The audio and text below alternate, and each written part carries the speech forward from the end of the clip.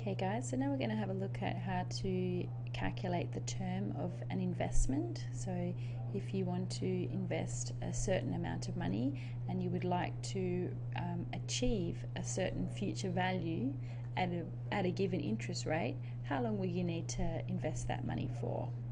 So example 1.7, $18,000 is deposited in a credit union at a 4.05% compounded monthly.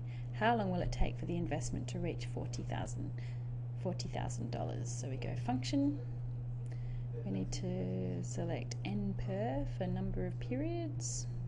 Okay. And the rate that we have invested at is 5.05% monthly, compounded monthly. So we write 12 for monthly. We're receiving 0 payments in that time. The value we're investing is $18,000, so negative $18,000. The future value we are hoping to achieve is $40,000. Type is 0. We press OK. Now, this tells us the number of months because we were compounding interest monthly when we entered the amount in the rate box. The answer is provided to us in months, so 190. If we want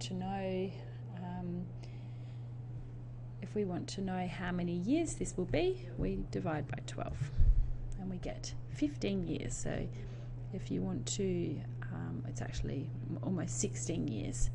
If you want to invest $18,000 at an interest rate of 5.05% compounding daily, you need to invest that money for 15.85 years in order to achieve $40,000.